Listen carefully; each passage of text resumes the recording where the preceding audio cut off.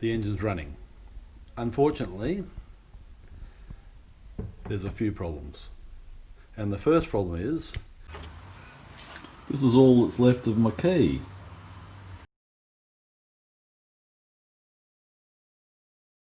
And this is actually what my key should look like.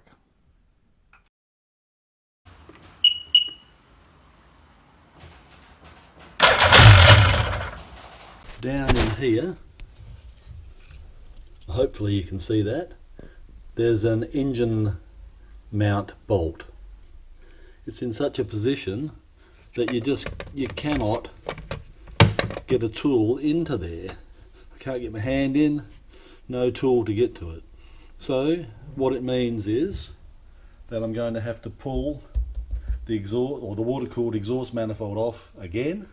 And the problem for taking off this water-cooled manifold is that I can undo this one and this one and this one quite easily. However, underneath there, under there somewhere, is a nut. And the nut on this is impossible to get off without removing the carbies.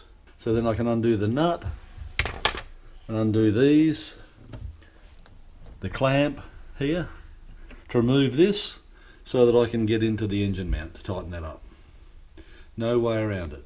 The other problem I've got is that this telltale line is leaking, and I'm pretty sure the reason it's leaking is that it got burnt when the engine caught fire. So somewhere along here and into there is obviously a hole in the line.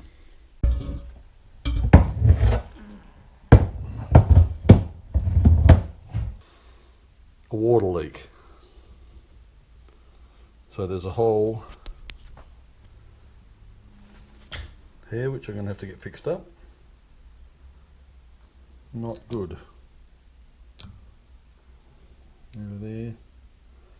There looks alright. I think that might be leaking somewhere.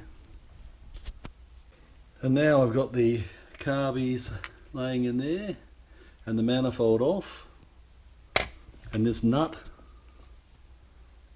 off there.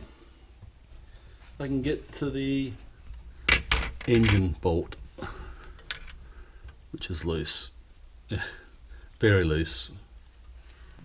And the trailer tail light plug needs repairing, and the tail lights, and of course the wheel bearings need replacing as well. And I also found that the coil, which wasn't firing, had a severe crack in it, as you can see. I've finished epoxying the drive shaft and that's gone well. This is the finished drive shaft. That's one off one of the big jet skis that I've epoxied. And the important thing to do is make sure you put plenty of grease on it and ensure that these rubber plugs are securely fitted to the shaft, as the shaft is fully floating and floats up and down on the splines, and the rubber plugs absorb any shocks in the shaft. Here's the seat, and so what I've got to do is I've got some offcuts of foam, and I'll cut these out and fill them, so when I cover it over it won't look as, or you won't be able to see the cracks all over the place. And I bought some nice material to nice vinyl, bit of texture.